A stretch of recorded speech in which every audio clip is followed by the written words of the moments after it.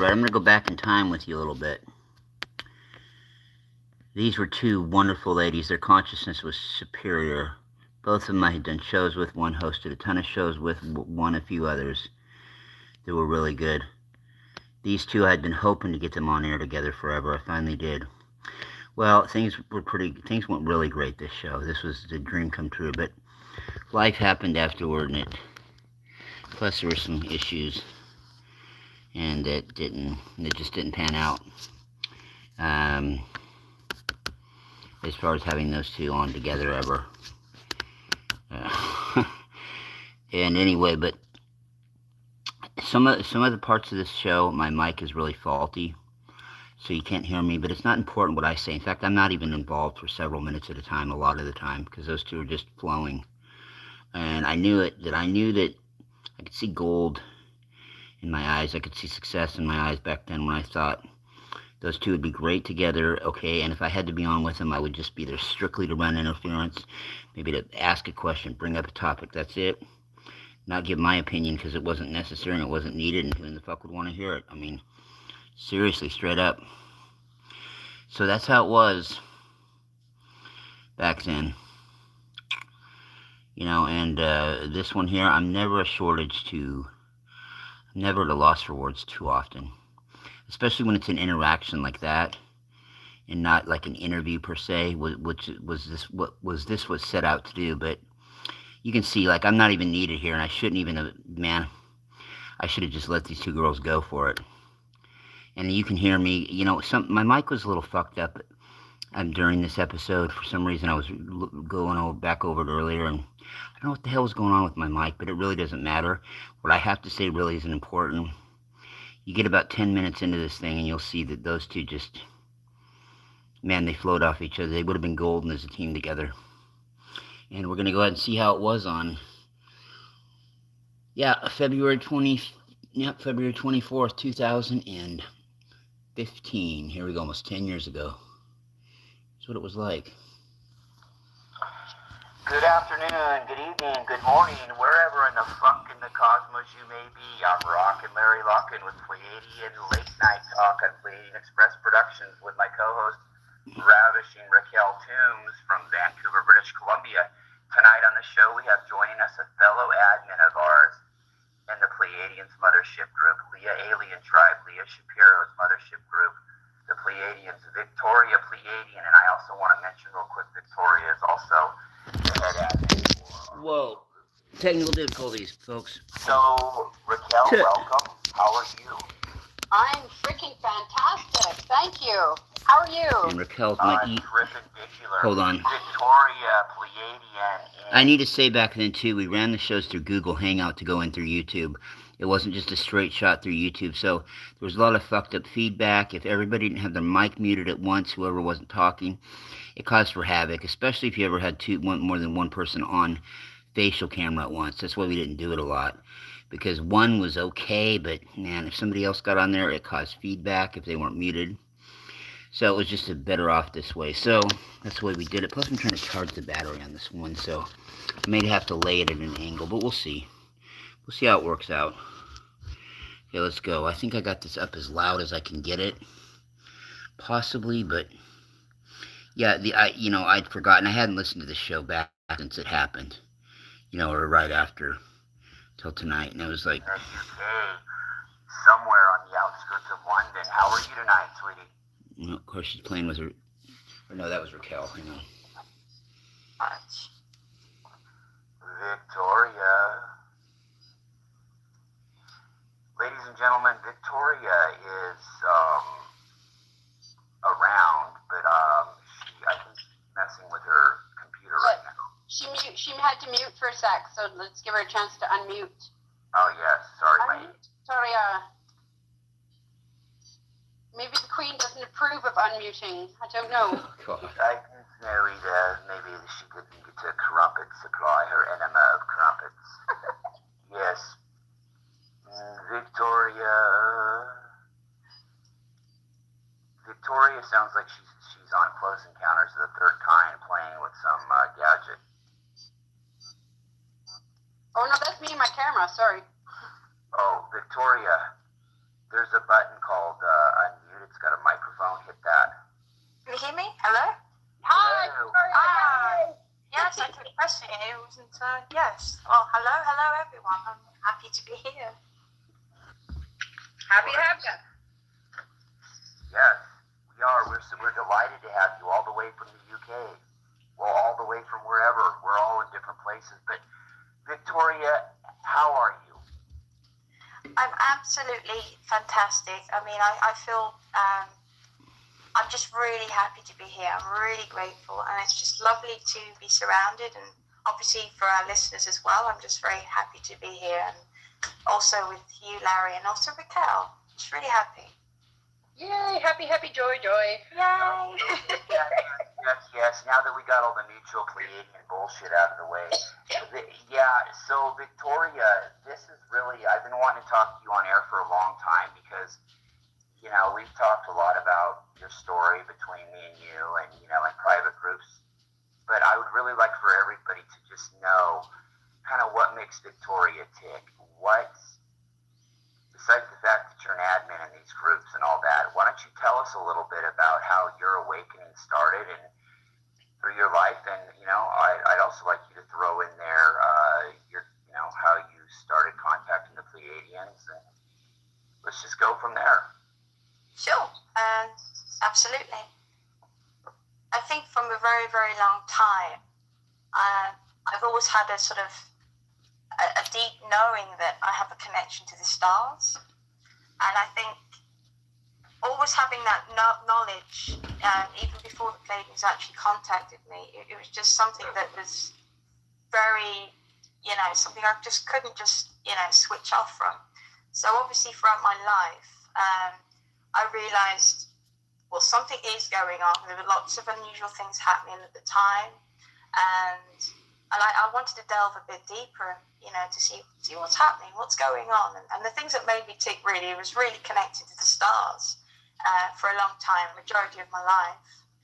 And also knowing that I was very different from the rest of my family members in my family. And I think just always unusual things like lights would go off and turn off and on, and obviously light orbs. And then there was this time when obviously my awakening and everything, and that all came together. By the way, I didn't have my awakening until I was about 6 stroke 7 years old. So really, my awakening happened a long time ago. And, you know, I spoke to fellow admins and I spoke to various people, and obviously their awakenings happened a lot later in their life, you know, like 2011, 2012 and onwards, or maybe even before that. And I just felt like, well, okay, well, mine came at a very young age, and I accept that. But one of the main things that I did have with my awakening is I was contacted by actually the Pleiadians, although technically they didn't actually announce themselves as Pleiadians. They, shall I go ahead with that, Larry, and just elaborate a bit more? Well, one night I was actually just, I think it was about 3 a.m. or something around that time. Bearing in mind I was only 6, 7 years old, and I was just, you know, I woke up from a deep sleep, and I just thought, you know, I need to, it was like a feeling, like I just sprung up out of bed, like I was about to reunite or, you know, connect, but I couldn't understand what was happening and why. And then as I actually went to my bedroom window, I looked out, and there was like 3 beings staring at me. And I didn't know what to think, to be honest, because they kind of merged the window when I was looking out my bedroom window they were staring actually in through my window, if that made sense, from outside. And they were just smiling and waving at me. And I just thought, well, I don't know. I didn't know what to think. I didn't really think, I suppose. It just happened. And then a massive white light just appeared. And then all of a sudden, I saw the 3 beings actually merge through the walls, and the whole of my bedroom went pure white. And these 3 tall white beings, they had like white light, and they had really long white hair. Looked very grand, I suppose, but they were very sort of like crystal-like looking. They looked like crystals. I can't really explain it, but they had an unusual aura around them, and they actually showed me visually where I'm from, because the one thing I remember them saying telepathically is, you are one of us. And I just sort of smiled because I knew from that point, I knew that there was something truthful about the whole experience, but I couldn't explain it. And then they actually showed me visually in my mind, telepathically or visually, a star system, and they said, you're from Electra. Of course, being that young, I didn't know where Electra was. I had no internet. I had no books about this. I had nothing. So as I got older, I delved further into research and to find out where Electra was, and I found out it's from the Pleiades. And ever since that time, they've contacted me.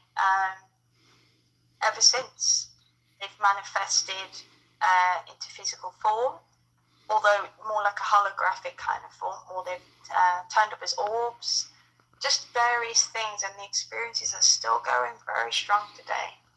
And yeah, that's where I am at, Larry and Raquel. That's really awesome. Thank you. Wow, awesome. It is, and one thing I wanted you to mention, because you and I've talked about this, and this is what's really similar, is where we first heard that term. Where do you remember what we talked about? You know, I mentioned that I had heard it out of the blue on a radio night. Yeah, when did that word first come into your consciousness? I think that word Pleiadians itself, it came into my consciousness. I think when I was hearing a radio show a long time ago, and it was just literally a random radio show where I just turned on, and I heard the word, the people talking about their experiences with extraterrestrials, and because I was still kind of young at that time, I still didn't really, I must have been about 13, 14. I think I must have heard the conversation, and then I heard the word Pleiadians, and I heard the word extraterrestrials and their descriptions, and I thought, oh, wow, that's pretty much what I've been experiencing. I didn't see these beings as extraterrestrials to me. I just saw them as equals, because it felt like they were me and I was them, but it was like a connection. It was a unity. It wasn't. I didn't see them as anything else. I mean, I've had experience with beings with blue skin. And not just the Nordic-looking type beings. There are many different types of Pleiadian beings I've had experiences with, but the first word I actually heard was definitely from the radio, and then I realised when I did further research, when they told me I'm from Electra, it's obviously lit because it's in the Pleiades, so that's originally where I heard it from, and so that's where I heard it from.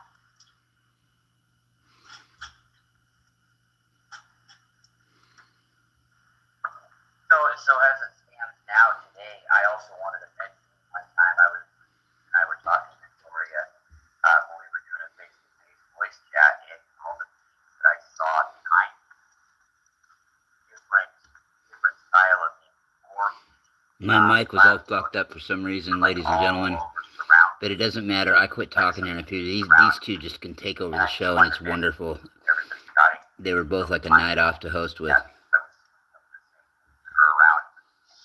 I'm sure some of the same things that Raquel deals with and sees all the time. So people show up on camera and video, whereas they may not show up, or somebody listening or talking to you face to face might not be able to see. I know, like with Raquel, a lot of the pictures that she's taken. One of them doesn't have their mic off, is what it is. So really, really exciting technology.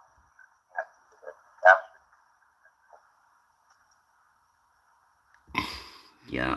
Absolutely. I think it was really interesting when, like you said, Larry, when me and you were having a conversation on Google, and just literally as we were speaking, we could just see, like, I don't know if Larry noticed or I noticed, but literally you could see like the beings, the orbs, they were just sort of forming of a humanoid, would you say, I guess? And they were sort of moving left to right, and then just standing right behind me, and they were coming closer. And I just thought, well, that's, it's a beautiful experience, and I feel very humbled to be in their presence, because they're just always there protecting me, and they protect a lot of people around me as well. And I just hope that, that even if we just see one thing in our lifetime, even if it's just one orb, that's a blessing just to see that.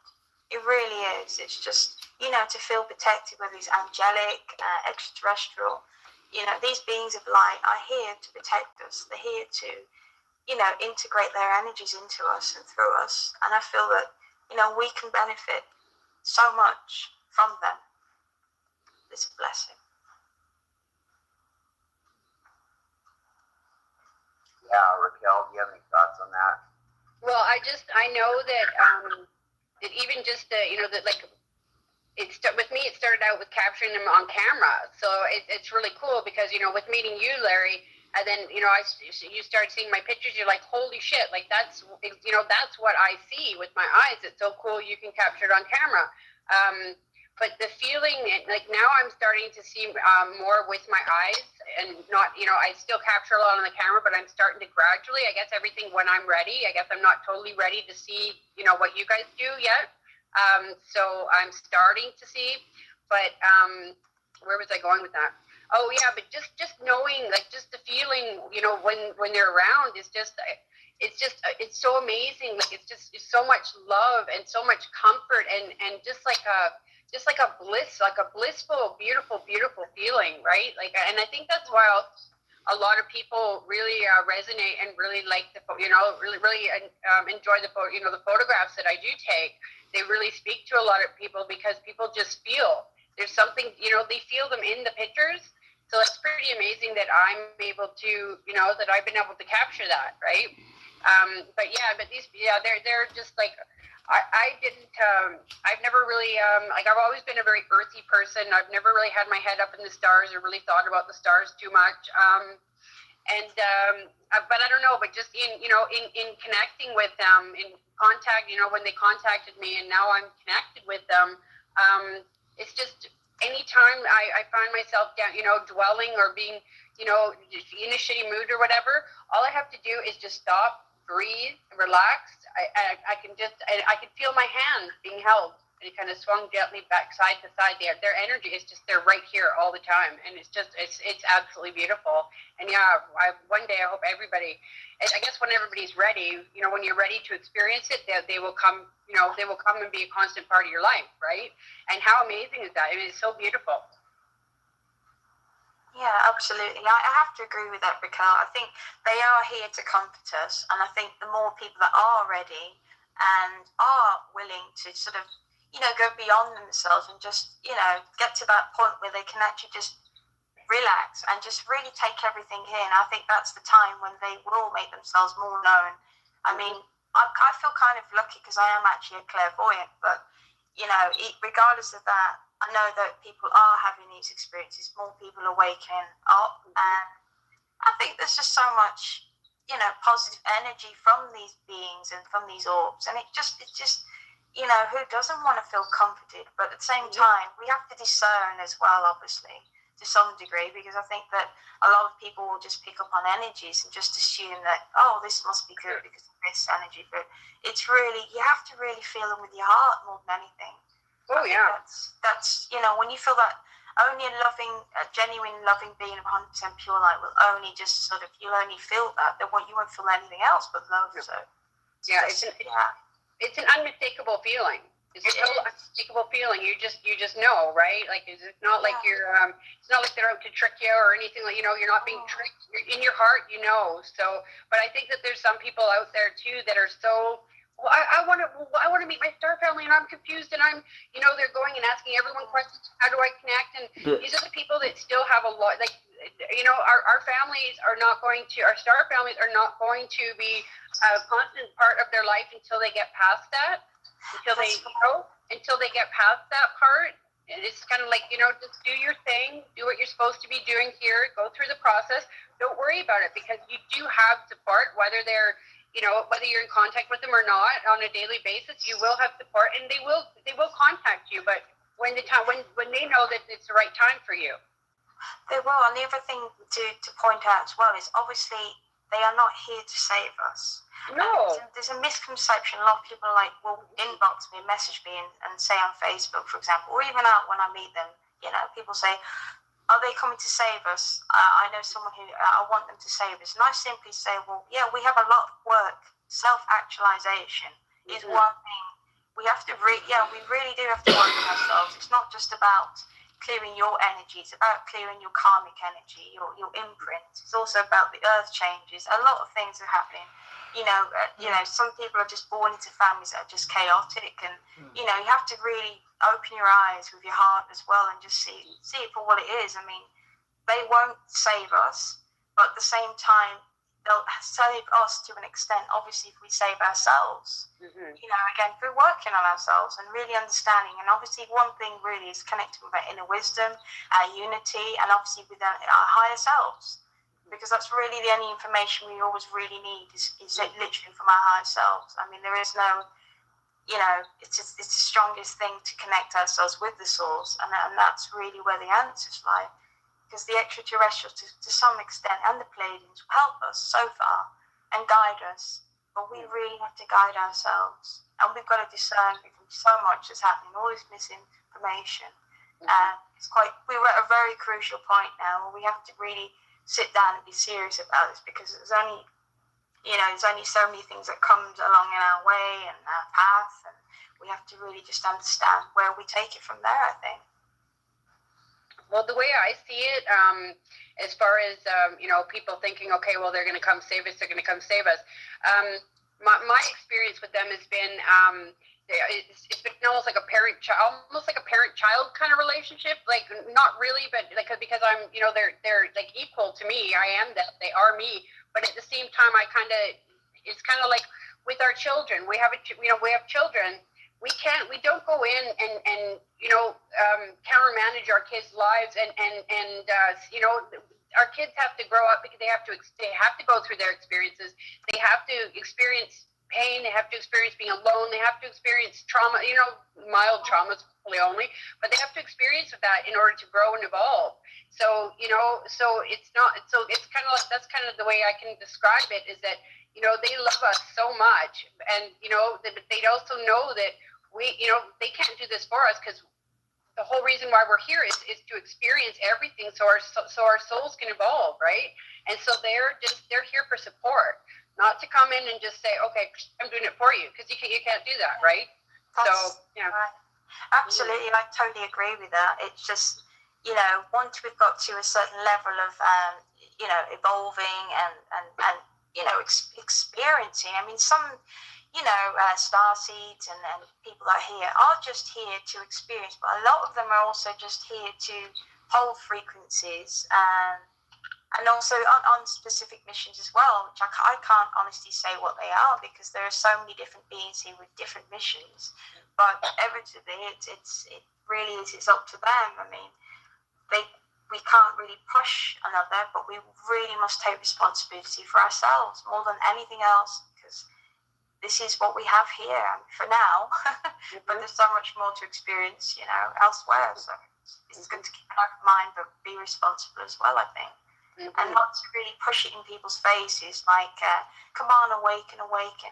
When the time is right, I feel that there are certain activation buttons within an individual, and they will awaken to some degree. I mean, someone in a family, for example, there may be one person awakened, but that doesn't mean that just that person's going to be awakened. There'll be little subtle hints, and there'll be, again, there'll be a calling, and people will just realize, okay, well, maybe there is some truth in this. It's like my father, for a long time, he knew there was very unusual things going on in my life. He couldn't explain it, but he would see things. And, he's really come to the realization now that he accepts I'm a Pleiadian. He understands from past events. And with that spark, he's obviously realized something within himself. And he's actually starting to awaken. But without me actually doing anything, it's just my dad has come to that point. And like a lot of our listeners out there, I'm sure that someone in their family, they've come to a point where they have a neighbor or a friend or a child, and they've come to that realization themselves without having to be pushed. I think, I guess that's the way. My mom has woken up right like alongside me.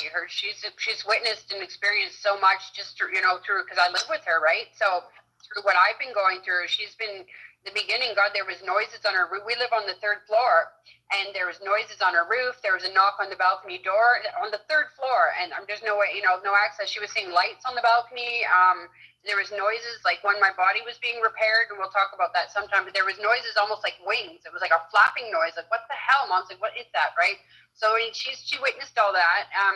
But also she's like, as far as her change in diet, as far as being more sensitive to toxins, like, the shampoo she uses and the food she eats, and meat doesn't really agree with her anymore. And so she's like right along with me. It's awesome. Wow. Mm-hmm. I'm hoping my son will come around soon, because my son just, it's really hard to be around him. Like, he doesn't want to be around me, because it was with the physical that I'm going through too. It's a lot of, it's been really rapid. Like, my facial structure, my bones and everything are changing. So my jaw moves in some really bizarre ways. And sometimes my jaw will just open like really wide, and it'll just be like stuck there. Not locked jaw. I mean, I could stop it if I had to, but it's just to allow movement, the bones to shift and everything. And he doesn't, I think that scares him. He's like, Mom, what are you doing? Like, stop it. You're a freak. But it's fear, right? He doesn't know what the hell I'm turning into. Neither do I. I don't want to think about it. No, I think in time, I mean, obviously he'll realise what's happening, and he'll just accept it. I mean, really, really, truly, and not feel, like, oh, Mum, what are you doing? But yeah. It's also the same with me. I mean, obviously going through this whole process and dealing with a human body, I mean, that's emotional enough. But I've noticed, I think about 2-3 years ago, I noticed my head was changing its structure, and it started off like that, like it feels like your head's expanding, literally. Yeah. And then you think, okay, and there was more things, like my eyes would be slightly morphing, more cat-like, and I thought, I'm just going to go with this, and I'm not going to fight it, because this is how it's meant to be. And I think there are some people who will resist, and the people that do resist the ascension symptoms, for example, as well, because obviously people always say, oh, well, we're all going to, ascend and all this kind of thing into higher thinking, technically, which is ascension. Mm-hmm. But I know that, Gaia is going to be ascending first because she's earned her place. But also along the ascension is people are going to obviously shift and change. But for those who don't literally want to ascend, there is no easy answer, because all of this has never really happened before. I mean, yes, maybe on other planets and other solar systems, but this is basically all just a big experiment, and we are the fortunate ones. I mean, there are literally souls crying really hard to come here, to be born as a human, into a human body. And I think, there was one communication I did have. There was this lady I used to know, and she was, about 8 months pregnant. I remember having a conversation. It was very random. I went to a meditation group, and I never really bothered, but I thought, well, I'll go ahead. And there was a lady there, and she was pregnant, like I say, and I remember hearing this tiny little voice, but it was a child's voice, but it wasn't. It was like, like you can imagine those of crystals or chimes, it's the chimes ringing, and it was a voice, but it was a chime, and it wasn't really much of a voice either. It's kind of hard to describe. And I remember having the first conversation with a crystal child, an unborn crystal child, and I just thought, okay, I understand. And I think I was relaying messages to the mother, and the mother was like, how did you know that that's what I wanted in the room, and that's what the child likes? And I said, well, the child thanking you for putting that huge, humongous bear in the room, and she was really amazed. But that was my, with these new species coming into the earth as well, not just, obviously the indigos have been up for a while, they've been here for a long time, but the crystals and the avatars and the rainbow children, I think it's really interesting that obviously, they've come with all of their strands activated, and I think they can actually teach us something. I've met a few of them, but they always seem to amaze me, and I think I've even had a conversation where I'm talking about ascension symptoms and going on about the how we're changing our structures, what we're actually changing into is another matter. People say light perhaps, but I just feel like I've heard that some people will be changing the crystalline form. I mean, I don't know for sure, but it just feels like a lot of us are going back into our original true form, our true essence. Yes. So that's really where we're heading to. But again, those who resist, it's not a negative thing to resist or not. It's just choice. I mean, we came with our soul contract before we entered into our bodies, and simply it was just a matter of, okay, tick the boxes. What do you want to do? Where do you want to go? And you know already what's happening in your life. You've pre-planned it. You've designed your life as you would a computer game. So we're all living in one universal brain, I suppose. So we're just reflecting what we already want. So I just see it as that. And if you see me with a giant alien head, don't be surprised. Just go with it. Just go with it. Just just go, oh, that's Victoria. Don't worry about that. But yeah, it's an exciting time. Certainly is. Not an easy process, that's for sure, but it sure is a beautiful one. Absolutely. I mean, it's just, when you think about it, and all the struggles you have in 3D life, and what it really comes down to is, don't worry about anything. We come from love. We are love, and all we do is give love. And really, that's all it is. Spreading that message. It's not just about, it's an obvious thing. It's not always an obvious thing. People can say love, but they can't show love. Yet they mean love, but they can't accept love. So it's, it's all very well when people say love and light, but it really is really, really, truly meaning it. Love is a very sacred creation. It's part of us, but we really have to understand, and we really have to really expose love more, I think, for what it really is, not so much the romantic stuff. This is more of a divine love, and I think each and every individual, I really hope this planet really starts to really show it a lot more than it already is. I mean, on many levels, and I think we'll be in for a beautiful surprise. Oh yeah, definitely. Yeah. Yeah, no, I totally agree. And you guys were talking about have you guys had people in your life or neighbors or family members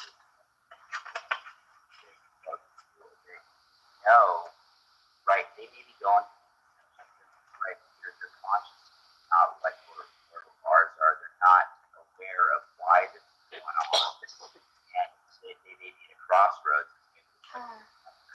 They try meditation, self-medication, whatever, and they don't know what the hell's going on. And I kind of worry about the people that may be going through physical symptoms, right?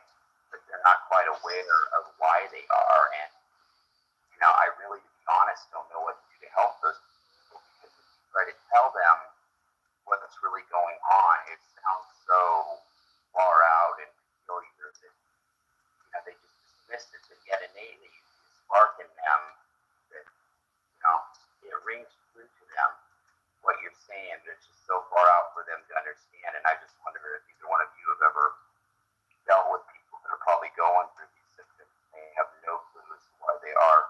Well, Janice has been going through, she's been having, going through ascension symptoms for about 2 years now, fairly gradual, but all the regular ones, like, the heart, your heart chakra opening up, and the guidance, sudden movement, and seeing things whip by your head cracking, your, jaw shifting and stuff like that. She's been going through that for about 2 years now. And we never talked about it before because, well, I was a major heroin addict. And so, I guess that delayed my process. And so we didn't really have a reason to talk. Whoa, something just went whipping by my eyes. Speaking of that, we didn't really have a reason to talk about it. But it's so awesome because then she did the body talk classes and all that. And it's so awesome the way everything kind of is working, is worked out, because then I started, she didn't know what was going on at the beginning of my process. She thought I was having a total breakdown, a psychotic break. And then as she started doing the body talk, and then she's been in this process with me. So she, I would describe, okay, this is what I'm going through. This is what I'm going through. And she's like, well, yeah, me too. I've been going through this for the past, 2 years or whatever, but hers has been more gradual. She's like, with me, she's like, I don't know how you're doing it. This is like less than a year. So it wasn't until till my abrupt awakening, and then the ascension symptoms just were like bang, and they're still really intense, that she now understands what she's been going through for the past couple of years. It's all working out as it should, and I believe that there's still many people out there that are going to doctors and they're really overly worried about it. With me, it's like I didn't know what the hell was happening to me, and but I don't know. I just went with it. I thought, okay, whatever's happening is happening, right? And I just allowed my body to do whatever it needs to do, and everything, seems to be working out okay. But if it wasn't, because of the Pleiadian groups, I've Janice in the Pleiadian groups now too. So it seems to be like with whatever we're going through on a certain day or whatever, if I make a post about, some kind of ascension symptom that I'm going through or ringing the ears or whatever, there's so many, oh my God, there's like, the thread just goes on it forever because everybody is experiencing it at the same time. So, I mean, that's so awesome. How awesome is that to know that, that everybody else is experiencing it too. So it's not a medical problem. It's cool. It's natural. It's a natural process. And, you're not alone, right? And so it's so awesome for Janice to find that out. Okay, well, shit, this is why the doctors couldn't find anything wrong with me for over 2 years. It's because there's nothing wrong with me because, she's going through the ascension thing, right? So I don't know. I have faith that everything's going to work out exactly as it should. Remember what we were talking about earlier? Has anything ever not worked out? Right? It's going to work out as it should, right? Yeah. I think so. Exactly, totally, and yeah, exactly. And I like what you said about the groups. The threads will go on forever. It's like I was telling Sif the other night. I was like, okay, well, either this is completely real, which it is, or the only other fluke of a 1 in a trillion possibility is okay, we're all going fucking crazy at one point. that would be more wilder than that we're all extraterrestrials. Absolutely. I mean, the thing is, I only noticed, obviously, with ascension symptoms, I noticed myself for a long period of time. And I was, because I had mine from a very young age. So to be fair, it just kind of felt normal. But at the same time, I noticed people around me were acting strange. So it wasn't really me, it was more people around me, how they were kind of acting more strange because they couldn't understand what I was going through or what I was feeling, or they just couldn't understand. I mean, particularly family members in my family. So for me to recognise in myself, and then now I can recognise in others, whether on Facebook or my neighbour or my friends, I think one piece of advice I would actually probably give them really is to just take it easy on yourself, because you never know what tomorrow's actually going to bring to you. I mean, obviously the ascension symptoms themselves they do take a long time, but depending on your own personal spiritual journey, it could be for a long time or probably in a matter of weeks. But at the same time, it's ready. You can only allow so much as what you're already given. There's only so much that you can actually allow yourself to sort of go through and realise, well, obviously the prime creator himself, or he, she, energy, would only give so much for you to sort of experience. And I think when you got to that point, you can sort of just say, okay, well, I allow this in my life and I want to come. Just go with it, go with the flow, because there really isn't any other way to go about it. I mean, it's your body and the planetary bodies that are sort of coming to the point of, okay, well, this is really physical, this is really happening. There is nothing wrong with you. I mean, with me, it started in my heart. I thought I had heart problems. I was having heart monitors. I was getting scanned regularly, thinking, well, there's something wrong with my heart, and the doctors couldn't find any problems. And it just turns out that it was part of my ascension symptoms. So, yeah. Obviously, if you do feel, I mean, this is to the viewers as well, if you do feel there is a problem and it really is hurting you to an extent where you feel like you're going mad, or maybe you need someone to talk to, try and confine in someone who you can trust, rather than just go to the doctor straight away. Confine in someone and ask for their opinion. But obviously, if it's a physical and it really is hurting, I mean, obviously, I don't give medical advice. That's, but obviously, it's good to speak to a doctor, see if there's any underlying problem. But essentially, it really is essential symptoms. I mean, a lot of them will be just very unusual, and you just have to really, really keep yourself as grounded as possible and keep yourself very earthy, because I think that's really what you can do in this physical world at the moment, and do whatever makes your heart happy and makes you happy, and just go with that, because going against what you're already having and creating is probably probably not such a wise thing to do. Obviously, like, oh, well, I'm going to go to a loud, metal concert now. I've got a really banging headache. I think I'll go and do that. It's probably not the wisest decision, really, but I think maybe just, relax as much as possible. And if you recognize the essential symptoms in yourself, at least you'll be able to recognize in another and try and help them out. I mean, that's the whole point. And we really are meant to spread that kind of understanding amongst each of us, I feel. So that's really what, Yes, absolutely. Yeah. There's a reason why, there's many reasons why we're going through it. And I mean, I know that because we're all, we're all going through the same thing, but yet we're all different. Like, I mean, you've been, you awoken at a really young age. And, with me, I was, given a second chance at life at an older age. And my ascensions and, my body, the changes to my body and stuff, just in the past, and I'm not even a full year yet, have been absolutely intense. And I'm getting like a crash course in it. It's like, boom, boom, and I know the reason for that is because there's many people that are going to be coming behind me that are it's going to take a bit, it's going to take a bit longer, is they're not going to go through as much as I am in a year. So it's been a matter of really figuring out what we're listening to my body, figuring out what works, the natural things that were remedies, natural foods, what works for this pain, what's a good stretching exercise for this pain, tapping, the body talk, all that. So I've been through my process just in the past year.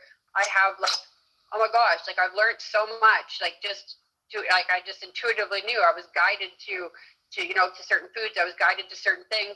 So I know that's for me to be able to help, people that are, that are starting to experience it now, or that is going through it now. Same with you, because you started out so young. So we're all different, but we all have so much, so much to, to offer and to help people. I think that's a big reason why I'm here is, we're all here, but a big reason that I went through it so quickly is, to be able to, this whole body talk thing really has to get out there. And that's going to really help a lot of people, because I haven't been to a doctor in a year. Before that, I was going to a doctor every 2 weeks. I was on so many different medications. I had so many different illnesses. I haven't even seen a doctor for over a year. And so, yeah, we really got to get body talk and stuff out there soon, because I think that's going to be, that's essential for ascension. That's the only thing that I've used. Yeah, I think so. Yeah, I agree. And Raquel, you and I have talked about body talk. In fact, we have this friend here, Janice, that eventually, we want to get her on and talk to her about it. But all of it happens. It's funny. I don't listen to a lot of channelers. The one that I really love is always right on his Cryon.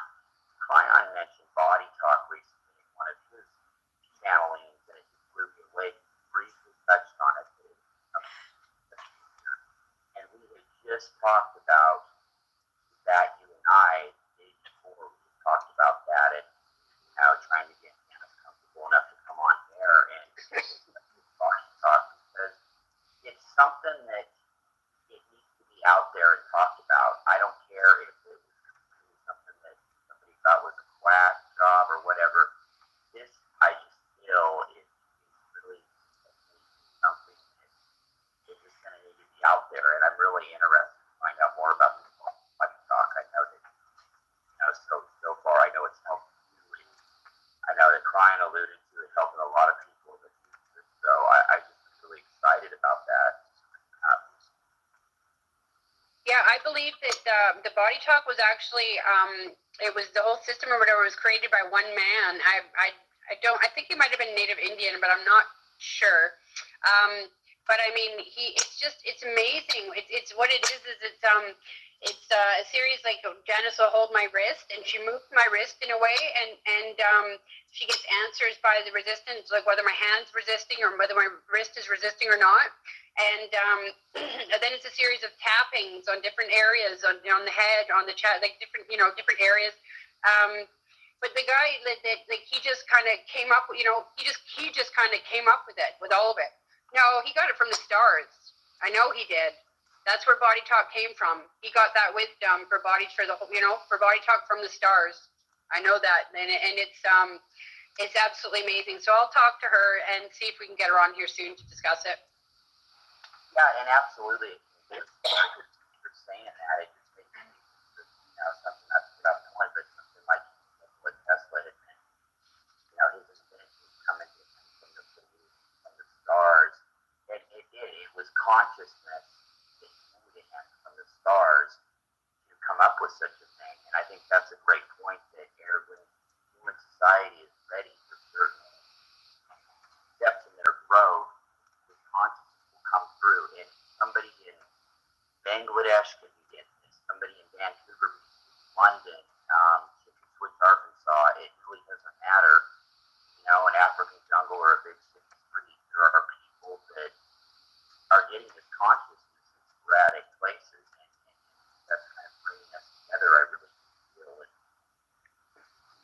That's just how I feel. And I was thinking when listening to Victoria talk about, well, this has really gone on for her whole life. Well, Sith has the same thing. It's really gone on for her whole life. So they're kind of the rarity. They're not like, say, Raquel and I aren't a lot of people that got this either 1-year crash course like Raquel's got, or like a 3-year straight out like I did, where it just comes like right there again.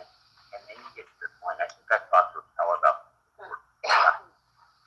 remembering how you were before. Of course, you remember things that went on in your life, or you saw this and that.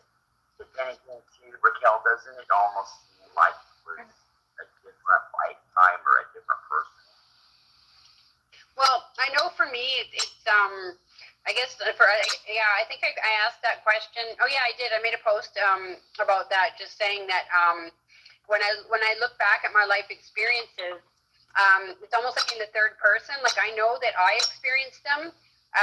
Some part of me experienced them, but I don't feel any of the emotions attached to them anymore. So the abuse and the suffering and the pain and even the happiness, I just don't feel the emotions that from my past experiences. All of those are gone. So, but then again, my situation is a little bit different too. It's still, really, it's going to take a while still to process a lot of it. But I think that I got actually quite a huge response, because a lot of people are feeling that way too. It's because they've done the work on self. They're doing the work on self. So they've gotten to the point now where they're freed. They've let go. They've let go of it. They freed themselves from all the, from the pain, from the trauma, they freed themselves from all that.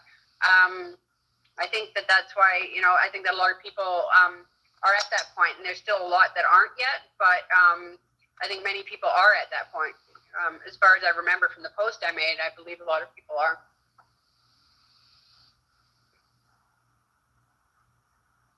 Yeah, no, totally, I agree. It goes back to what we mentioned this on a previous show, talking about the abuse that you dealt with in your childhood and what your family, and self-medication. Of course, I was thinking about I self-medicated because of the world on the child and wanted to have that feel as a teenager. So, I went into that mode. But, I'd be curious, Victoria, with the best involved pretty much in with this. I mean, does it just seem like, okay, your whole life probably seems like the first person. I mean, does it seem to you all like, some of your life is the third person? It doesn't seem like it's you, or something like I'm getting probably evolved already now. So, not like, okay, well, you have to change your life. There it was. I think it was just really difficult for me growing up, because obviously for me, I don't know, it was just like I did see myself as a third person, but at the same time it's like you're on autopilot, and you're doing that because you have to protect yourself. I mean, that's one of the biggest thing I've had to deal with, is actually protecting myself from all kinds of external forces.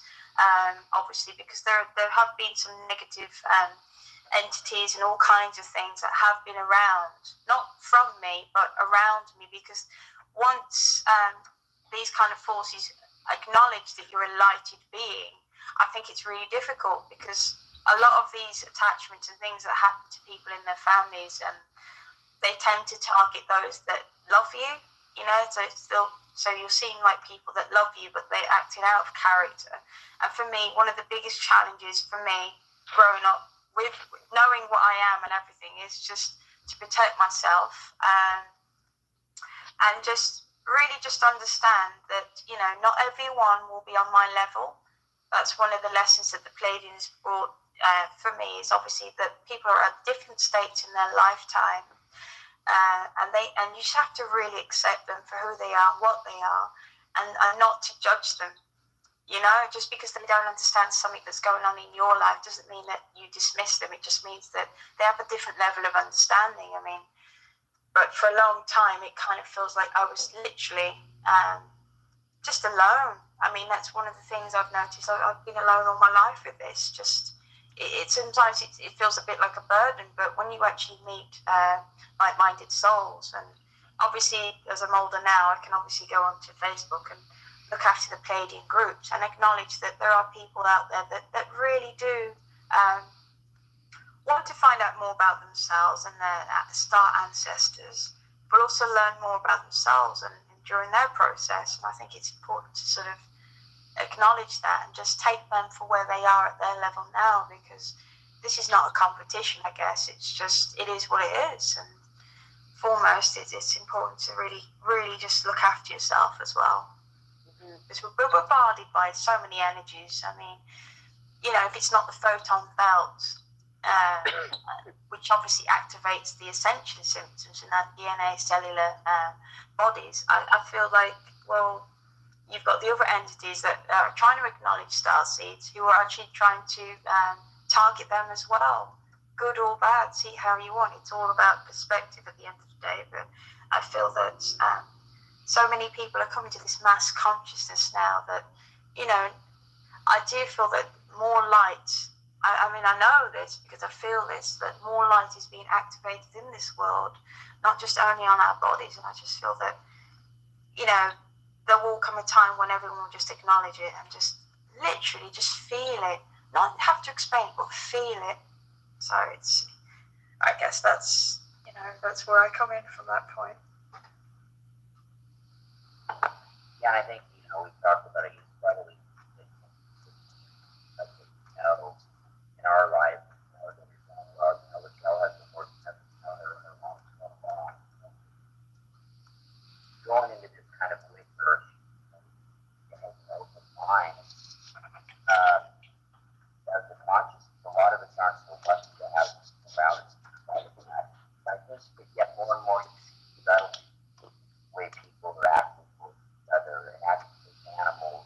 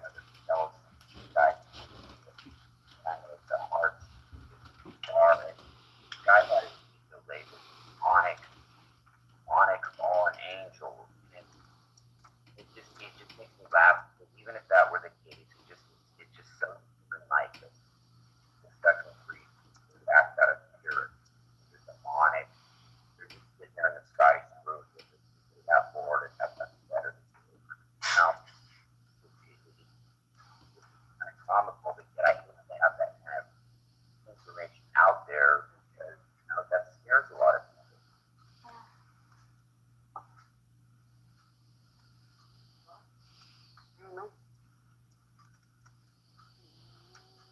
And it really doesn't scare them, and it steers them away from thinking things through. And I have to really watch myself admit most of them.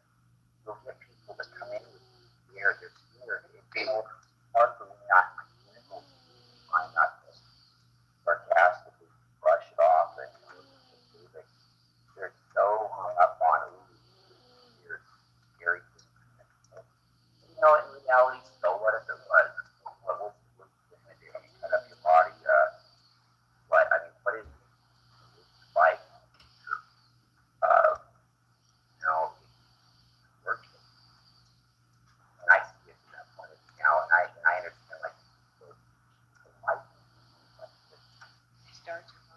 are not here to around people. Michelle, I heard you in the background. Are you from that star? Pardon? Are you looking at that star? Are you looking at No, they're gone. My stars are gone. I just told Mom, look, the stars are gone. Yeah, well, They're gone. Funny how stars just up and disappear, eh? Yeah, it really is because I think almost never felt the portal. It's looking into the portal like the sun does, or it's looking out of the portal, right? And then have you noticed like the cell when it goes away? Have you noticed it takes in a little bit later goes back? Yeah. Yeah. You know what I've noticed through excuse me, this whole show though? You're something weird is coming through with your voice that I can hear anyway.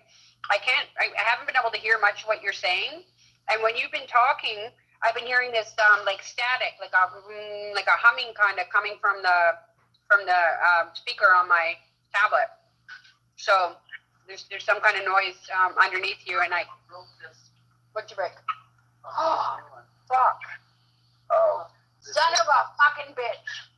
Good Lord, Victoria, does it sound like I'm coming through like the reptilian? Maybe? No, I'm joking. Oh, no. No. I know it's a bit hard for me to hear, actually, because I just, the sound was going a bit low, but I think we can work through it, put it that way. Everything is possible. Yes, everything definitely is possible. Everything, yeah. I think we're just coming in tune with our true multidimensional natures, and even like the voices when we're speaking like this at the moment. I mean, it goes for anyone, obviously, that communication and time, everything is so fluid at this point now that I do feel that we'll come to a point where we're all telepathic and we won't need to speak, literally. And I think maybe we'll evolve with no mouths, or who knows, but I'd like to keep my mouth. But other than that, I think again we're all coming to our true essence and our true nature, and I just feel like the mass accumulation of all that will just take fold and just take place, and Well, the point about this, though, I mean, Earth here, I'm not going to shout everybody here 39, 42, like this. But the internet is really an amazing thing. I mean, could you imagine? I know certainly Raquel and I could definitely not imagine, in our teenage years or even in our 20s, having a conversation like this. With, okay, I'm on the coast of Oregon, United States, and it's Raquel's on the 9 hours. In the UK, think about this. Think about it. As much as I, clown on Facebook, call it Facebook, all these different things. Facebook, for whatever reason, is there at school for us all to connect together. So I've been really trying really hard not to bag on Facebook and really look at it as positive. yeah. Facebook, none of us could have ever met on a fluke of a fluke. We all would have been stuck in that mentality of, okay, we're different, but the weird thing is we never knew why we were different, and that's really, really the hard part about it.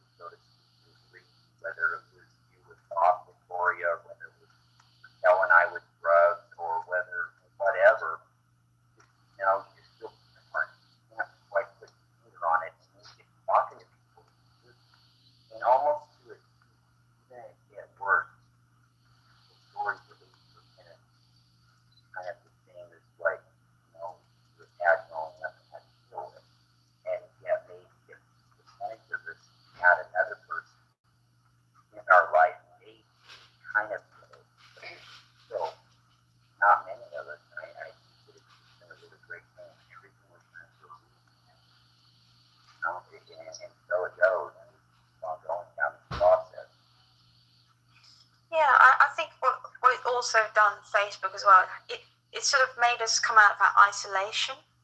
And obviously, yeah, I mean, if we didn't have Facebook, or fair enough, we've got books and things like that and the internet, which is fine. But I feel that some people will still kind of be lost. You know, Facebook is great for the groups and everything like that, and connecting and trying to understand. Okay, some people ask like, which star system am I from, and I'll have messages like that in my inbox, and it kind of feels nice to kind of feel like you are helping someone, even if they don't really understand themselves. It's just you're bringing them closer to their true essence, and again, their true nature of who they are. I mean, we're all, no matter which star system we're all from the source. And really, that's how I see it. I mean, you're all, you know, the children of the divine. And, you know, I think he would have wanted, that's why we got the internet, everything, you know, created, so we can all connect, you know. So everything's a possibility. Everything is, it's already there. It's a matter of just taking hold of it and really accessing it and using it to our best advantage. I mean, that's what the Pleiadians, you know, have invented technology, and obviously the Arcturians before them, which, you know, they kind of came in first before the Pleiadians, but, you know, to bring in knowledge and healings and teachings. But essentially, information should be utilized in whatever possible way we can have to, you know, so we can evolve, so we can move on, so we can spread our wings, I believe. Yeah, I like what you said about we all come from the source. I have this thought all the time. It's crazy, I know, but I have the thought of waking up to full consciousness, whatever higher way up to finish. Having this thought of waking up, and it's come to find out we were all just, we're all one body. Uh-huh. One source of different variations. That source going out and exploring and bringing back experiences. I know, like Barbara Marson have talked about, bringing this on, but it really rings true, and I think that's what it is. It doesn't really matter what stars from Pleiades, Arcturus, Sirius, becoming as Orion, whatever. We all have those issues. I know you and I, Victoria, Orion still, but we're all working through that and coming back to the source, and such. So it really doesn't matter. And you touched on another thing, Larry, because I've really kind of grown up in the past as far as my sarcasm towards. I know one thing I used to always joke about was all the questions his admin was like, how do you know how am I an Arcturian? I think I'm doing. Am I an indigo? Am I a Blu-ray? Am I a crystal? Am I a rainbow? Am I a whatever? Am I a, am I a plant on the floor? Larry. I only match 12 out of 14 of the characteristics. Larry. I can't be that. But cover up, honey. I tried to get into this point. Larry. Cover up, honey. They're all interesting. They're all valid. They're all very valid. It's great. Star system. Very Blu-ray crystal or rainbow or whatever. It's valid. Turn that down. Just because you were born in the era of indigo, you don't have any clue of the late. Cover up. Cover up. I'm here. What are you telling me what that for? Well, can you turn that down? Oh. I believe I tried to incarnate in 9 years before I was born. So I was born in 1975, born vegetarian, almost died. I'm an only child. My mom was able to have any more children after we were born. And I don't really feel like I was fully incarnated here until I was 6 years old. And there's a lot of reasons for that I could get on and go. But one thing I wanted to talk about is, Cal, you wanted to touch on that if you're here. We had talked about the walk-ins on one show. Do you have any more thoughts on that as far as that goes? It got me thinking about it when we were talking about how you remember what your life was like. You don't feel any emotions for that time. Well, yeah, it's kind of like I didn't know what was happening at the time. And I saw someone ask questions about a walk-in and thinking, and I don't know what a braid soul is or a soul braid. I've never heard of that before.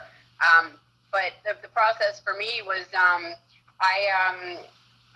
guess obviously my soul knew what it was doing. I had no idea. I didn't know what an awakening was. I didn't know any of this stuff. And so I just, figured I was dying. And I went through the physical death process.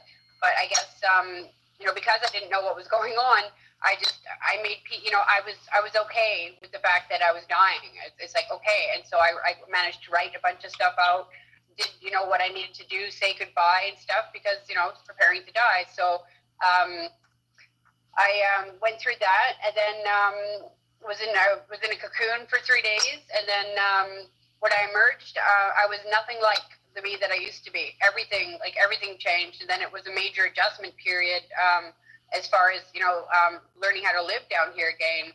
It took, probably 8 months. Probably just in the last, 2 months, I've been being able to function down here. But for that long, I was just like a child. And it's been a process of two aspects of me. And I thought maybe it was lower self,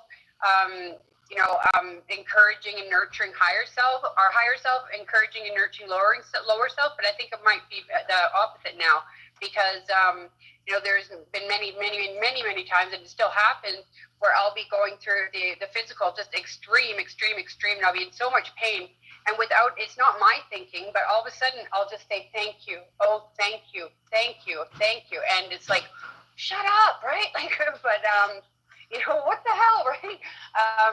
And then I'll hear a voice in my head, and not a voice. Well, anyway, I'll hear the words.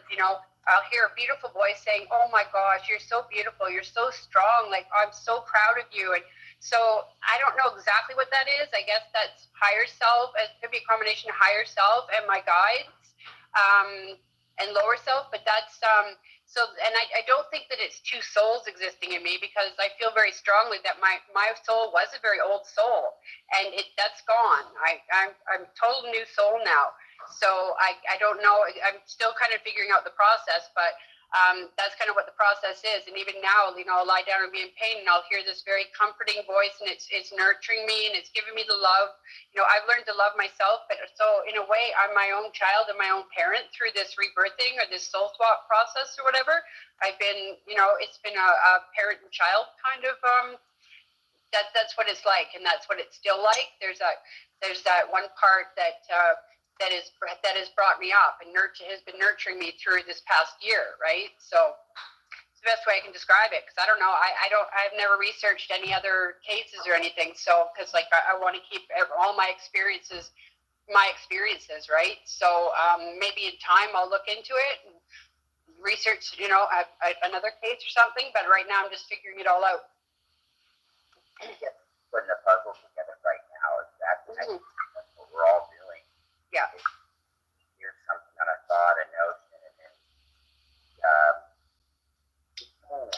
later on, when you hear something and that, it makes that click. And I just think it's a really great thing. And to shift gears a little bit, I wanted to talk to Victoria a little bit about this, because I don't remember my life on the PhD much. I just remember a little bit on a mothership. And Victoria is one of the people that I've ever talked to that actually remembers her life on the PhD. Victoria, why don't you tell everybody out there that listens a little bit about what you experienced, what you remember about life back there, like the environment was like, what it was like, how everyday life was back there. Shed some light on that for us. Okay, yeah, thank you, Larry. Thank you, Raquel, as well. Well, really, it's a lot of my memory. I'd say about 60-70% of my memory I remember being in the Pleiades. But of course, it's very heartbreaking as well, because before I actually came to the Pleiades, which I'll touch on very quickly, I'm actually from Nihao. And it's something that's you don't really see much on the internet. And believe me, I've tried. It's very difficult, because I got the spelling right and everything. Nihao are from the Orphan, and they're basically like an indigo elder race. We're the elder races, apparently. And my soul resonated with the Pleiades and the Pleiadians, even though the Pleiadians aren't really originally called the Pleiadians, if that makes sense.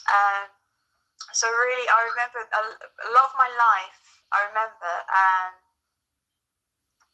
some of the times I was on the ship, but most of the time I was actually in like my kingdom. I call it the kingdom, but I suppose many people have different names for it. And one of the things I remember before I came to Earth, and I still have this memory more strongly than the others, is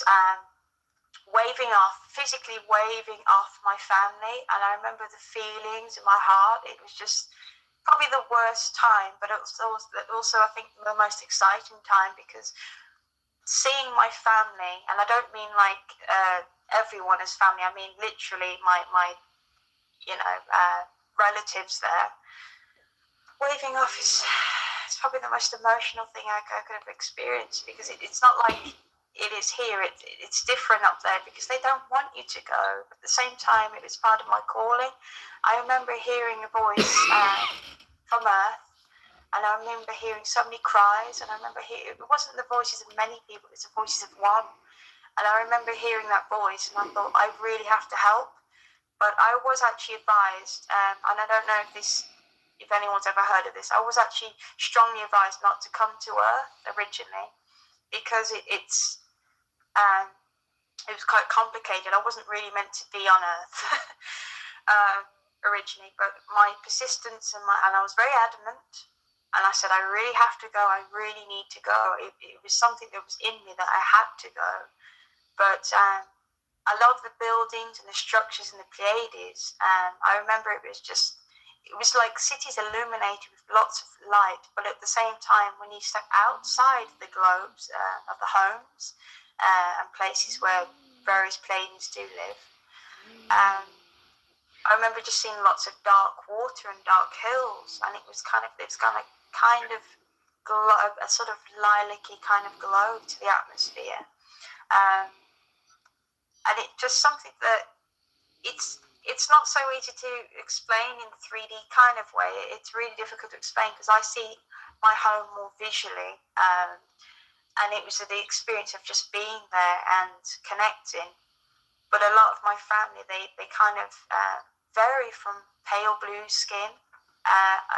In my form, I have blue skin, and depending on which part of the plate is, I'm actually from Electra. So I know I've connected with a couple of Pleiadians from Electra as well. And I just remember, various beings will come to me stronger than others, like,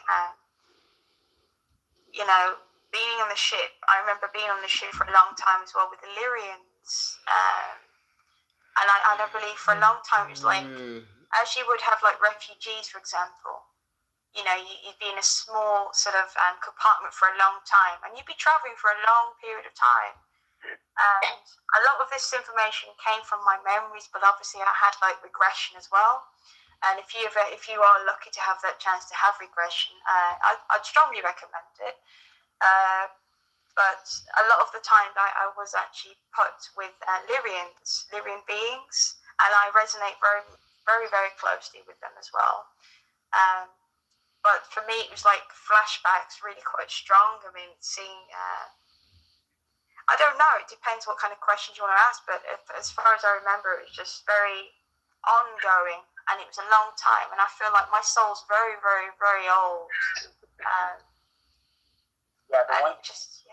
Right, to hit you with a question a little bit, and I was thinking about this yesterday too, like some of the dreams I had before I was 6 years old that I stopped having at 6.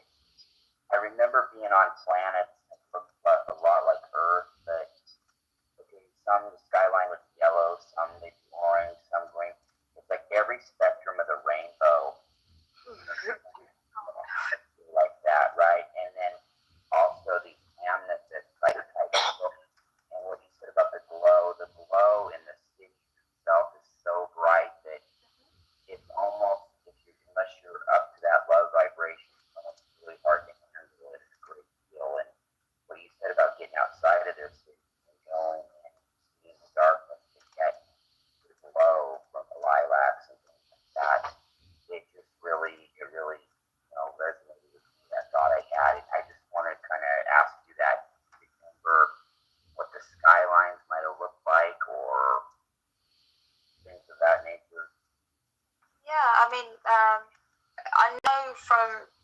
mean, depending on the different types of Pleiadians as well. I can only really speak from Electra, I suppose, but I have a feeling that I have been around the whole of Pleiades. As for the skyline, it felt like every time I try and meditate, even now in this 3D form, that I keep connecting back and also realizing and remembering that there was a landscape I keep seeing, and it's very dark. It's like a very dark, it varies from really dark purple to like a nice kind of navy blue, but essentially it's lilac. But there's like a hue of that all the way around the waters, because I remember seeing the waters, they were always very dark. And I think maybe obviously because it is kind of out there, it's kind of far out there literally. There really isn't any light. The only light that is present is actually contained within the cities themselves, and there'd be like globes, attached to one to the other. And I remember teaching. I was a teacher back in the Pleiades as a tall being, a very tall blue being. And I just remember with the clothes, it wasn't really having clothes, it was more etheric material. Because some Pleiadians had bodies and some didn't. It just depends, because we had lots of visitors from other star systems there as well. So really, a lot of the time it was actually my consciousness that was existing within that, I suppose, star system more than anything. And sometimes it's like even now I have the consciousness to just connect, whether it's closing my eyes or not, as the matter may be. I just can connect. I just can connect just like that. And I think, for some people it may take a long time or not. I mean, everyone's different. So again, it's not a comparison. It's just that's how it is for some people, and that's how it is for me. It's really remembering that everything is like my eyesight. Even now, it can only really adapt to like darker kind of environments. And I think because I was put in this body very, very quickly, obviously maybe that's part of it, and various other things, but I just remember that the skyline was very, very dark, and then again it can contrast. It could be like really, really lilac, really bright. So it's just a slight variation, I think, there, Larry. Just like. Well, that's interesting. My eyes have trouble adjusting as well. I like a little darker, mellow mood in my eyes, and I think it was in a star system, and false light really just messes my eyes. A lot of halogen light, things like that. Although I found getting stronger through the week from studying, that it doesn't really bother my eyes so much anymore. So, that's just personal from my experience. Or what it's worth, but I appreciate hearing that story very much. It's nice to kind of get it described that way. It really resonates with other people, and here's something that sparks that in the mind. I totally agree. For sure. Yeah, well, it's just something at the moment. I mean, as obviously I do art, and I've always been an artist all my life and a healer, and I feel like a lot of the times now I'm just remembering these places and I'm trying to recreate them and paint them, but they do bring a lot of emotional, they bring a lot of emotion to me, and I feel that sometimes, when you're creating anything, whether that's drawing, painting, making anything, I think the whole purpose of being from a star system or from the divine itself, the source, is so we can anchor our energy here and really activate it for one another. Whether it's, for me, it's with my art, it's healing, but obviously I do healing as well with my hands on, and I just feel like if we were to really anchor and realize, have that realization more so than thinking, oh, well, I'm from there, and just bring the energies down, really, really bring the energy down into your body and use that energy to work on others and on the physical level, 3D level. I think, so much more can be achieved than just, people talking about it. I think really get to that level of just really doing it. I mean, I know a lot of people are doing that, but it's just, I think a lot of people are just very caught up which is not a wrong thing. It's just where they are, isn't it? Where they have to start from. And I think if we can encourage each other a lot more on a bigger, scale, I think more people just use their abilities, whether it's clairvoyance, art, drawing, painting, music, work with animals. I think, I think we can really start to heal ourselves, really inside and out, more than anything, as well as each other.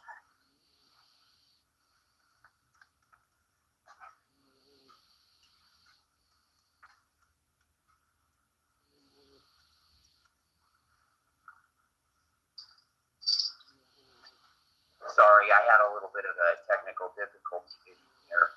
But yeah, I totally agree. And it's like artistic forms come through with this. I know, like Raquel with her camera, just like all of a sudden you started taking all these great pictures, and it kind of turns into some people that have never been able to draw before. All of a sudden, some great artists or great photographers, and these things are just all a part of the process.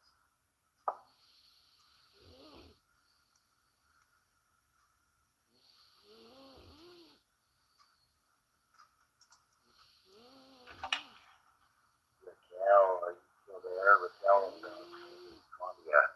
Yeah, I'm still here. I've been having this whole time, I've been having a real hard time. Your voice is not really coming through very well at all. I can't hear you very well. So I've been missing a lot. I can hear Victoria perfect, but I can't hear you very well. So I have no idea what you just said. No, I was talking about, she was mentioning her art, how trying to remember and doing painting, and it kind of brings it back to her. And like all of a sudden, I was trying to tie that in with the fact that all of a sudden you took all these great pictures and had all these photography skills, and yeah, I never used to take pictures. I never used to take pictures, but in the beginning of my process, that was just part of my I was compelled. Like somebody would just tell me, okay, and I'd never know where I was going to end up or what I was going to take pictures of. I would just always listen. And sometimes it would be a pain in the ass because maybe we just went out shopping and got home and, put my pajamas on and sitting on the couch, and all of a sudden it's like, shit, I get up, I find myself getting up, putting my shoes on. Mom's like, where are you going? Outside to take pictures, of course. And, excuse me. And now, and it was just taking it with my tablet, but the most amazing things, I'd capture, and then I got, my camera is just a Sony. It's not the greatest, but it was definitely a step up from the tablet. And yeah, I'm amazed because I've got an awesome eye for photography, not just for like, the orbs and stuff like that, but for just, wildlife, nature. Like, it's just absolute passion of mine now. I mean, before, I was compelled, and it was kind of like, oh God, like what's going on here? Now it's like, I'm just absolutely loving it. I'm just absolutely loving it. It's amazing. Wow. But I mean, we definitely, like, I've always been creative as far as singing, writing, poetry, crafts, and making, working with beads and, crafts and stuff.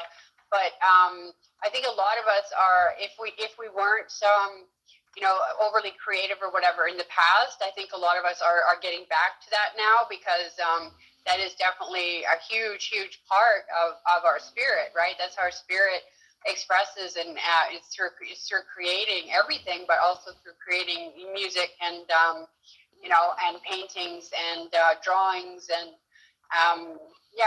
that's something that is unique to every individual. But that's what all that stuff comes from your soul, right? Like, it comes from your soul. So it only makes sense that when we're awakening and we're connecting more and more to higher self, then that creativity, whether we were overly creative in the past or not, is going to come up. And that's a beautiful thing, because, many people are either finding new passions and thinking, oh my God, look, I can paint now and I never could before, or draw, or, or whatever.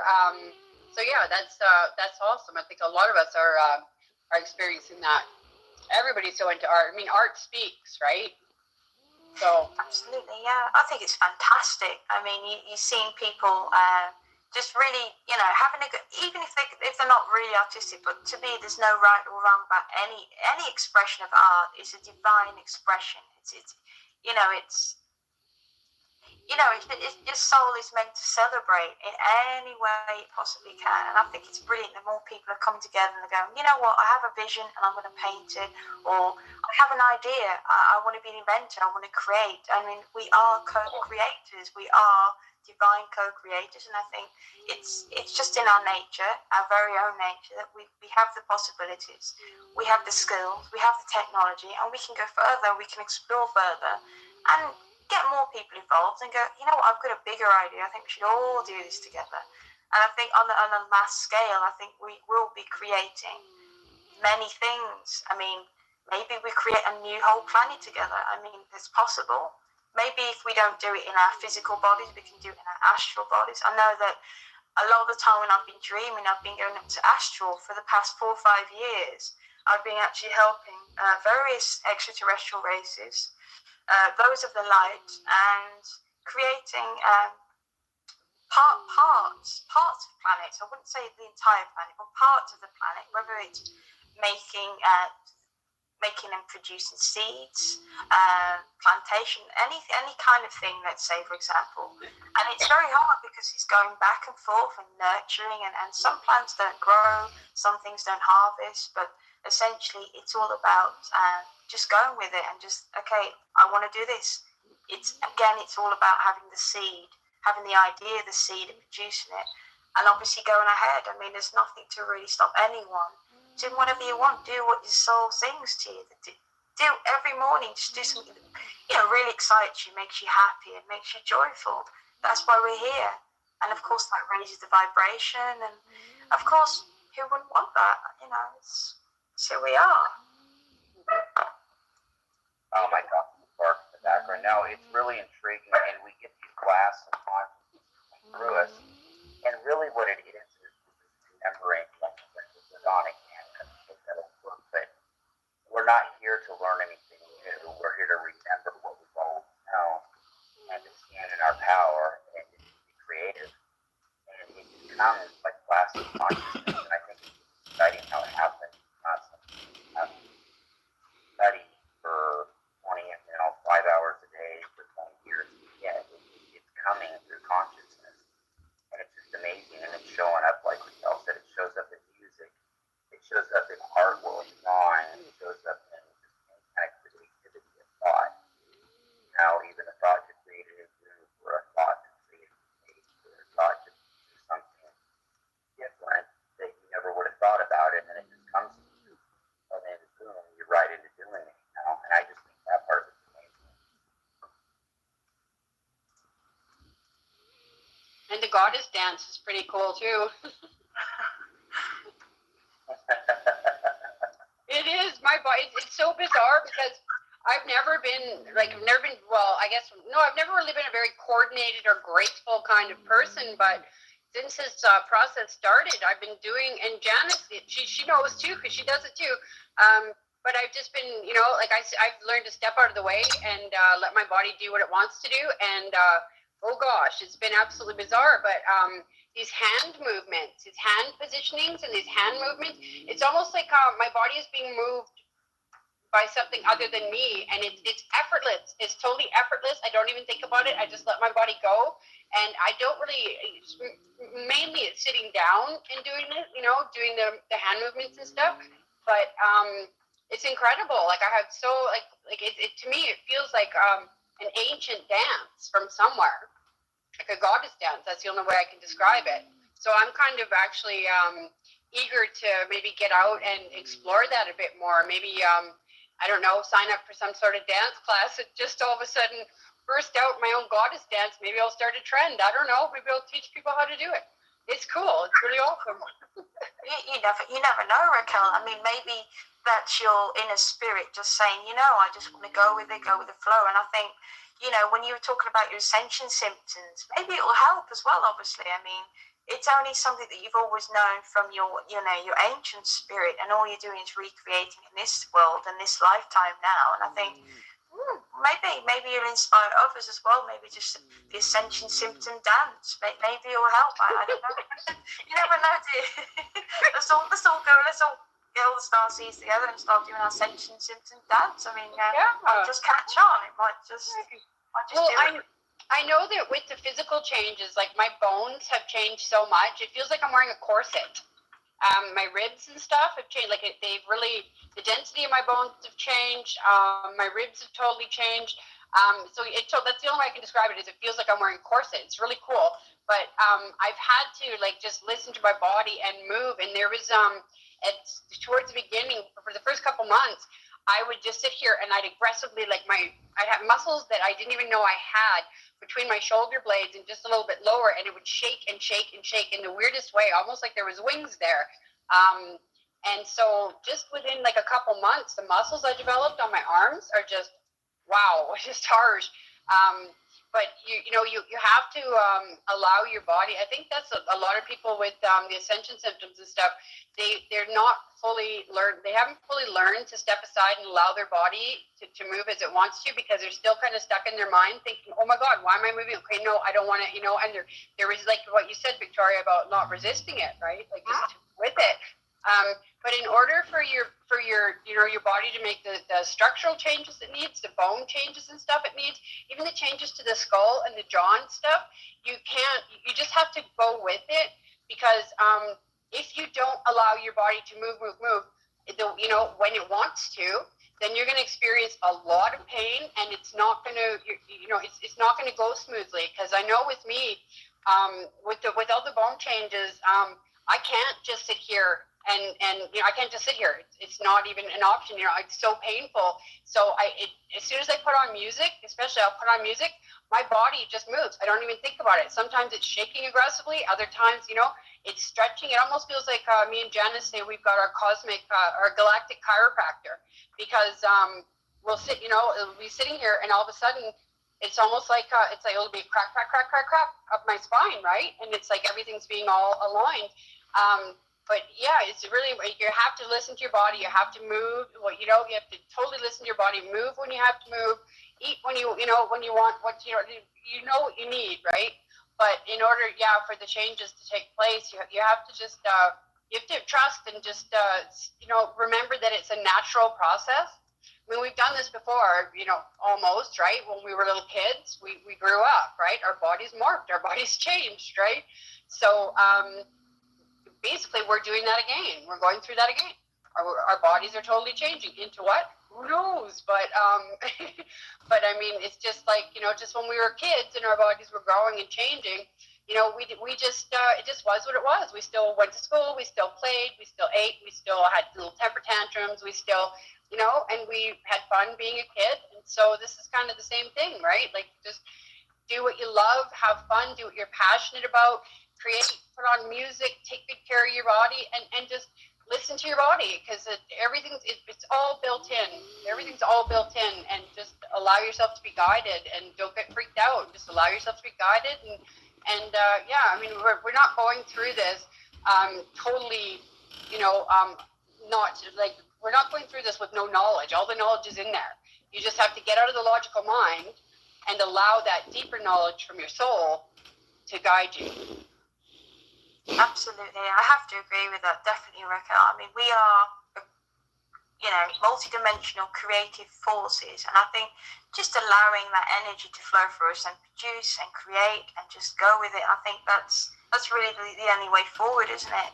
Yeah. We can alleviate so many things, so many problems, and create so many solutions from just being creative minds that we are, and not to live in our physical brains, but to live away from it and live in our, our hearts, open and see with our hearts, and physically see with our eyes, not our physical eyes, see with our heart eyes. And I think, that's, one thing is everything that comes from that is always love. Mm-hmm. Love. Everything is love. So, yeah. Still there, Larry? Oh, did we lose Larry? No, we didn't lose Larry. Larry was deep into thought. Looney Larry?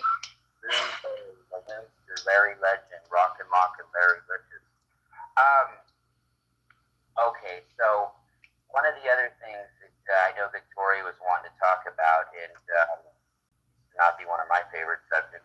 brilliance hasn't been always one of Raquel's favorite subjects, but I know that Victoria, you wanted to touch a little bit before we ended the show. Before we start getting into wrapping up the show, you wanted to have something you wanted to say about the twin flame. Yeah, absolutely. A lot of us, I'm sure some of the viewers as well as ourselves. I know that Larry and Sif, you are twin flames, and I have my twin flame, my lovely Luke. And I feel that at the moment, we are. The reason why so many twin flames are coming together now is because we are being called into service, and I'm still learning a lot more about the whole process of twin flames. And I think I was given a question the other day. Somebody said, "Oh, can a twin flame? They have more than one twin flame?" I said, "No, because really we only have it's one soul essentially, but it's you are the other half, but you are individuals, but you are you have that unity. You share the same soul identity together, but you'll have many soulmates."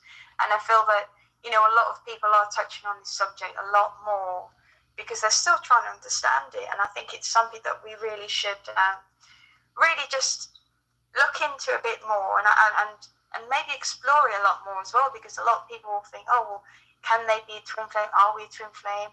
And I suppose you only really, really know, and I know this because of my experience with my partner, is before we'd even met, it's not so much as it's a deep soul connection, and what becomes of that is obviously before the attraction, before any of that, you have a deep knowing for each other, and you'll have a really strong connection. And it's not just essentially just romantic, it's a divine connection, but essentially it's a mixture of romantic as well. And I feel that a lot more are coming together in service, and obviously you need that balance, the divine feminine and masculine energies to complete your work on earth.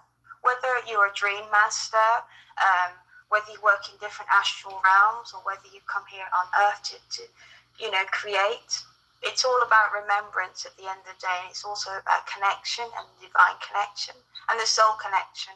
And I think together, when you have the unity and you do come into remembrance and you do find your twin flame, it is one of the most blessed things you could ever have in your life, I feel. I don't know how you agree with that, Larry. But... Yeah, I definitely agree with it. And also, Raquel and I have touched about this in another show, and I think what she mentioned now we're happy working on these things by herself, and that if at some point down the road, for that with the soulmate twin comes along, and then she'll address it at that point. But Raquel, I know you're kind of in a situation right now where you're happy doing your thing alone, and you're not alone. You've got a big support run as far as not having a third 3D twin flame partner, which you're not, doesn't really disappoint you. But how do you feel about that? Do you just still feel like, okay, well, if it happens, it happens. When it does, it does. And, that's just kind of part of the process. How do you feel the person going stag to do cosmic dating? Well, I think this is a solo mission for me. I think that if I do have a twin flame, I don't think it's incarnated on this earth. That's how I don't know. That's just kind of how I've always felt. But who knows? Who knows, right? I don't know. I'm not concerned about it. I don't even really I don't think about it. I'm just doing my thing, and it's been one hell of a process. I mean, it's been beautiful, but it's been extremely, extremely intense, and I don't. It doesn't even really cross my mind. I'm just doing my thing. Yeah, it's like that. It doesn't happen like run across I don't know, a bookstore on a Sunday at 2 o'clock to drop a book and kind of but yeah, it'll just be something that happens, and that'll be a great spot to get there exactly. And I think the thing about it is people have a lot of frequencies. But the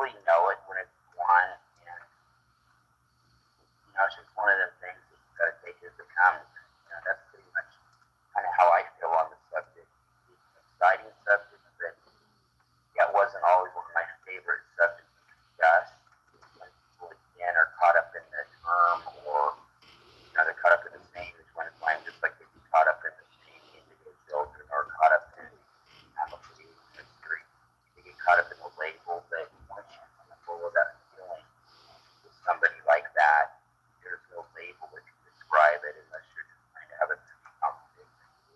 Well, I see.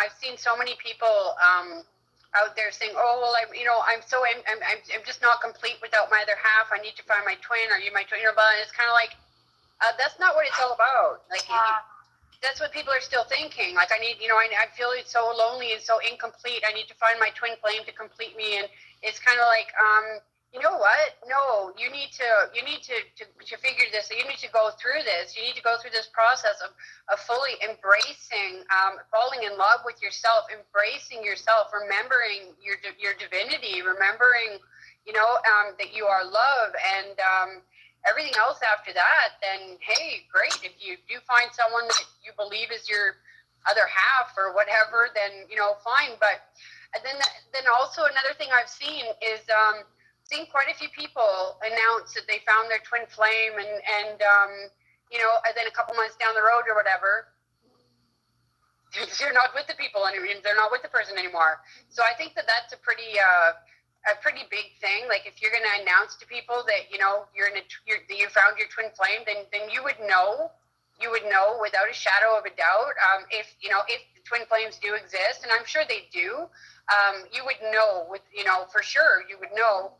And so I don't think that there would be any kind of problems after that, as far as a couple months down the road. Oh well, no, I'm not with my twin flame anymore. Well then, so that's kind of the trap I think a lot of people get into. They want so badly to find a person. They find that person. They believe there's something that they're not. They announce it, and then a couple months later, that kind of makes the whole twin flame thing just kind of look like a big joke to me sometimes. I have to admit, Raquel, you touched on a few things there. One that I was going to say as well is definitely always, fall in love with yourself, get to know thyself, and really embrace that. I mean, there's no good in finding love if you can't find love with yourself. It's the most essential thing.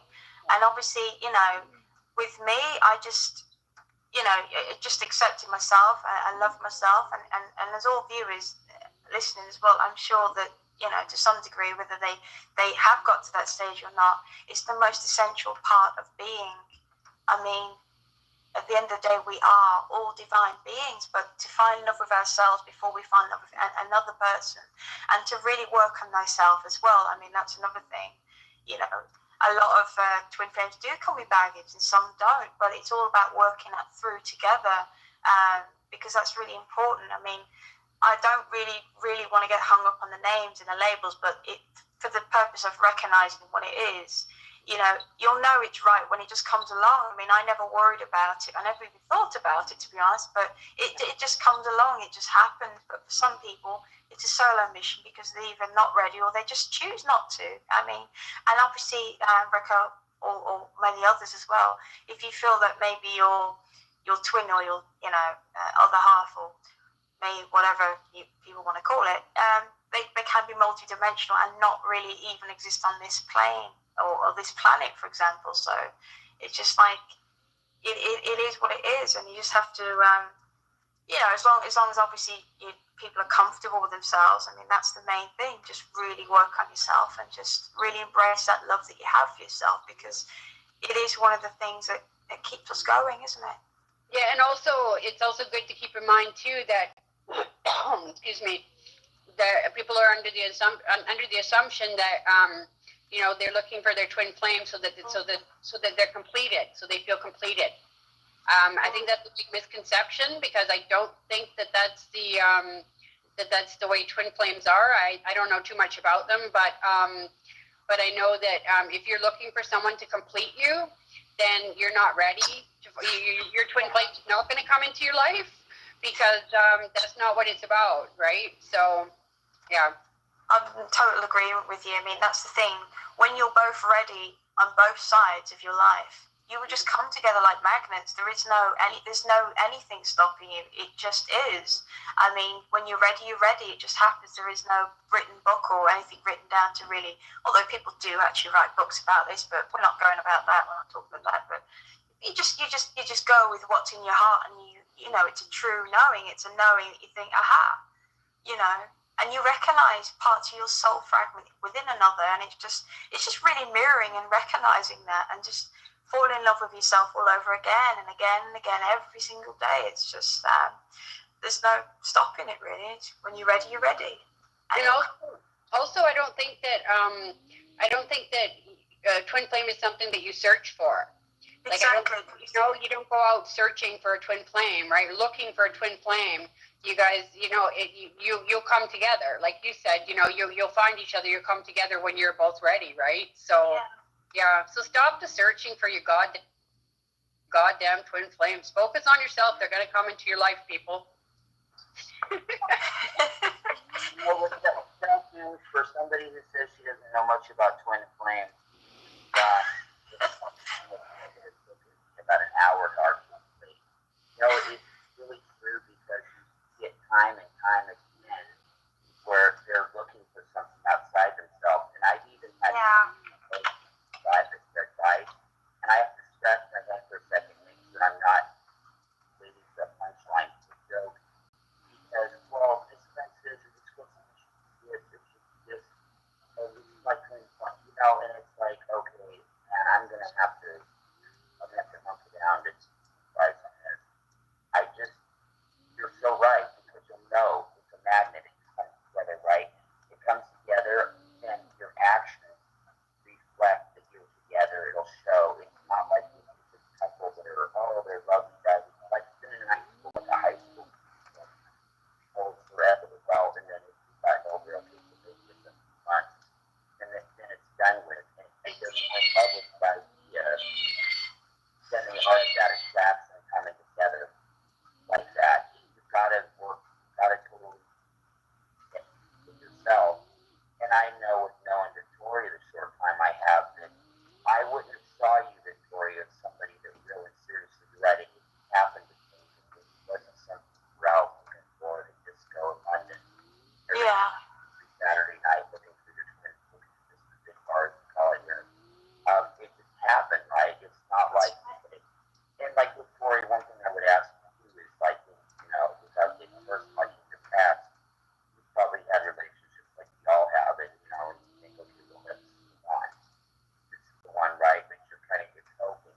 And then when it's different, you feel it, that it's got to be that different case and that magnet coming together, like the Bell said, it's the magnetic thing. There you are. There it is. It's not. Okay, well, I got to talk myself into any part of this, right? Yeah, it's magnetism, and it's even more than that. It's a divine pulling of the souls together. It's like you've unzipped yourself in one lifetime, and then when you finally come together, it's like you're putting one big zip as a connection together. But equally, you are individuals. That's what I really want to stress for individuals. But you share the same soul essence. And together, that's how I really see it. I mean, it's when people say, "Oh, I can't," I'm looking for my twin flames. Like, that's never been the case for me. It's like it just happened, and I just accepted it, because I remember my guides. I remember my guides actually saying to me at one point, and I actually shook my head to my guides and said, "No, I don't know what you're talking about. What are you talking about?" Sort of thing. Like, and they said, he's here, and I said, well, where? What, is he a multidimensional being? I mean, we all are to some degree, but it was a case of like, aha, he's here. And I'm like, well, I've been asking for you, I've been asking that, if there's anything you need to tell me, tell me. And obviously I was very surprised. I was like, wow, okay, what do I do from here then? And I just went along. Everything was just natural. There was no force. There was, when two souls are meant to be together, they will be together, regardless. Well, and also I believe that your twin flame is in you all along, right? So it's not something you go out looking for. You're in each other all along, and I think that's also when you do meet them, and you recognize that right away, right? So I don't know. I would just advise everyone that's going out searching for their twin flames, just to chill. Just chill, homies. They'll come to you. Yeah, the magnet will reach, guys, just to kind of touch on that a little bit. I think that you, like, star beings like us, whatever we are, we're very sexual beings, but on the other hand, there's a mind level kind of we're at now, and I think that pretty confidently vouch for this, but you would only want to engage in something like that with somebody at this point that really was that one and only that you probably, you know what I mean? Oh, yeah. When it comes, and if you did meet that person, okay, yes, I mean, all bets are off, the curtains are closed, things get down and dirty, but short of that, I don't think that I don't think that we're going out looking for that kind of thing because it can't be hollow feeling. I think that, I can probably, you wouldn't even want to go there with somebody unless it was on that level, that connection. Because we've gone past that. I mean, and at least the people, on this journey, realize that casual sex and hookups, I used to be really promiscuous, and there's no way, there's just absolutely no way. I mean, sex, that's your energy, that's information, that's, you don't want to, no, that's just, it's part of life that is no more, right? If it's not a soul connection, then why bother? I think we've passed, we totally passed that, because at least I see sex now as something that bonds two souls. It's not a physical act, and there's no way I could just do a physical act anymore.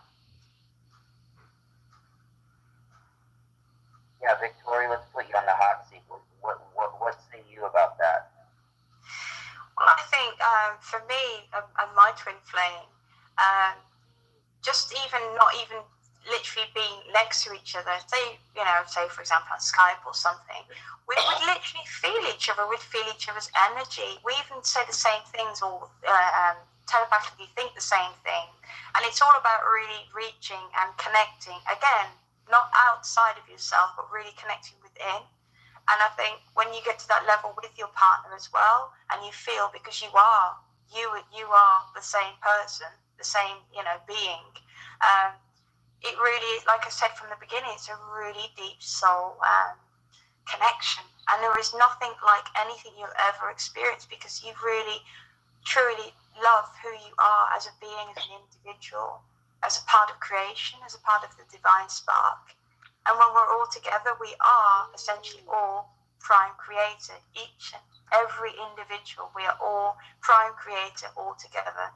No matter what our lives have been like, what we've done, what we've had, makes no difference. But with the twin flame, or I like to actually, I'd like to change that. I'd like to call it twin heart, to be honest with you, because it really is that beat in the heart that really connects on a really deep soul level. It really is one of the most unique feelings. I know it's kind of unusual if you do meet your physical twin flame in this lifetime, but that doesn't mean that it's not possible in the next lifetime, and so forth, or whatever the case may be. It's just that deep connection where you can feel each other from a distance, and you can.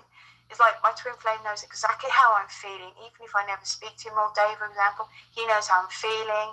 He knows what I'm going through, and vice versa. I know how his energy is, and I know what he's feeling. If he's eaten, if he knows I've eaten or not, we're so in tune that, there is nothing that can really beat that. And it's nothing like a relationship that you might have had before in the past. It's completely unique, and it's still about finding each other, still discovering things, but essentially, really, that's how it is for me. That's what I feel. Yeah, totally.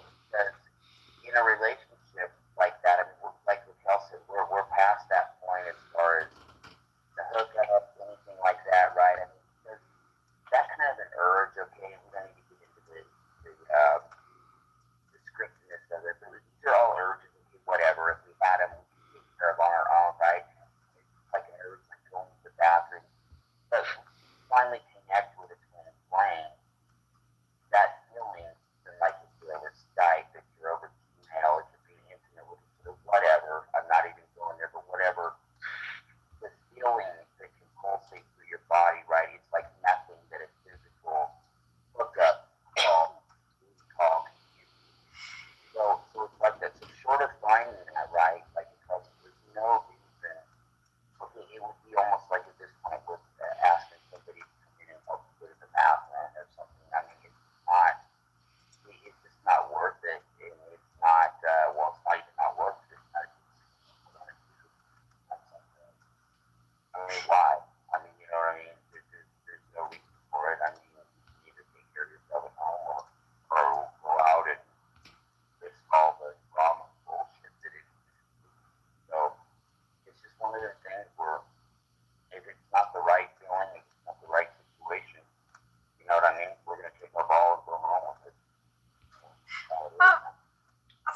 nurturing the soul as well. I mean, if you're obviously nurturing your soul, you're nurturing your partner's soul, and I think there's a lot of it's more than respect. It's like you know how far you are with your limits, and your partner does as well. And I think with the twin hearts, it's like that. I mean, there is nothing